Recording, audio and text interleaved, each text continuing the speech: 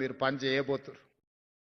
రేపటి నుంచి మా ఆడపిల్లలు అందరూ అత్తగారింటికి పోతారు. ఉద్యోగం వచ్చింది కాబట్టి పెళ్లి చేసుకొని వాళ్ళ జీవితంలో అత్తామామలు వస్తారు.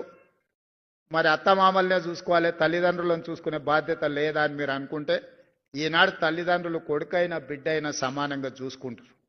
మా ఆడపిల్లలందరికీ నేను సూచన చేస్తున్నా, మీరు అత్తగారింటికి వెళ్ళిన అమ్మ నాయనను మంచిగా చూసుకోండి, మీరు బాధ్యతగా తీసుకోండి. ఇక మా సోదరులకు చెప్తున్న కట్నాలు వస్తాయి, కార్లు వస్తాయి, అత్త మామ వస్తారు. ఇప్పటి వరకు ఉన్న అమ్మ నాయననేమో చేదవుతారు, కొత్తగా వచ్చిన అత్త మామనేమో తీపి అవుతారు. నేను చాలా మందిని చూస్తున్నా. అత్త మామను మంచిగా చూసుకోవద్దని నేను అనను, మీ కట్టుకున్న సతీమణితోని మీరు బాగుండొద్దని నేను చెప్పను. కానీ మీరు అధికారులు అయినంటే మీ తల్లిదండ్రుల యొక్క కష్టము శ్రమ వాళ్ళ రక్తాన్ని చెమటగా మార్చి మిమ్మల్ని భుజాల మీద మోసిండ్రు కాబట్టి ఇవాళ మీరు అధికారులు అయ్యింది. మీ తల్లిదండ్రులను మరవకండి, వచ్చిన ఊరును కన్న తల్లిదండ్రులను మరవకండి, మన నేపథ్యాన్ని మరవకండి. మీరు ఏ కుర్చీలో కూర్చున్నా మీ ఎదురుకొచ్చి నిలబడ్డ ఒక పేదవాడు మీ కళ్ళల్లో మీ తల్లిదండ్రులే ఒక అధికారి దగ్గర పోయి నిలబడితే ఏం పరిస్థితి ఉంటుందో మీరు అది ఒక్కసారి ఆలోచనలకు తెచ్చుకోండి. సహాయం నిస్సహాయంగా మన దగ్గరకు వచ్చేవాడికి సహాయం చేయడమే మన బాధ్యత. ఈరోజు మీకు ఇస్తున్న అధికారం నిస్సహాయులకు సహాయంగా అండగా నిలబడే అధికారం ఈరోజు ఈ ప్రభుత్వం ఇస్తుంది. నేనైనా మీరైనా మనమైనా నిస్సహాయులకు సహాయం అందించడమే మన బాధ్యత. కన్న తల్లిదండ్రులను పుట్టి పెరిగిన సొంత ఊరిని అభివృద్ధి చేసుకోవడం మన బాధ్యత.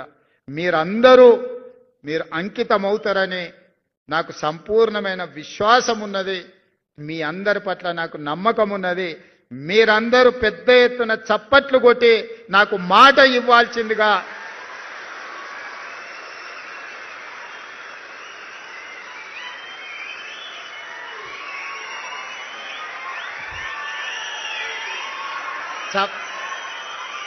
చప్పట్లే కదా కొట్టేసినాం. రేపటి నుండి సార్ చూడబోతారా అని మీరు అనుకుంటారేమో. తప్పకుండా చూస్తా. ఎవరన్నా తల్లిదండ్రులను చూసుకోకపోతే మీ జీవితంలో 10-15% కోత చేసి మీ తల్లిదండ్రుల ఖాతాలు వేస్తా. చట్టమే తెస్తున్నా, ఆ చట్టాన్ని మీతోనే రాపిస్తా. తల్లిదండ్రులను చూసుకోని వాళ్ళ జీతాల నుంచి 10-15% జీతంలో కోత విధించి మొదటి నాడు మీ అకౌంట్లో ఎట్లయితే జీతం పడుతుందో మీ జీతంలో నుంచి ఆడబిడ్డ అయినా మగబిడ్డ అయినా ఆ జీతం తల్లిదండ్రుల ఖాతాలకు పోయేటట్టు ఖాతా తెరిచి మీ జీతాలు మాత్రం అక్కడికి బదిలీ చేస్తా. అది చట్టం చేస్తా, చట్టం మీతోనే రాపిస్తా. సెక్రటేరియట్లకు ఎవరు వస్తున్నారు? రామకృష్ణారావు గారు, మనం ఒక కమిటీ వేయండి కొత్త ఆఫీసర్లతో ఆ చట్టం రాపిచ్చే దాంట్లో.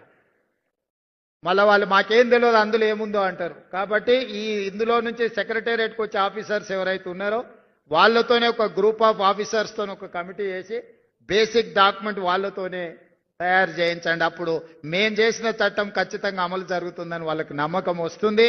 అదేవిధంగా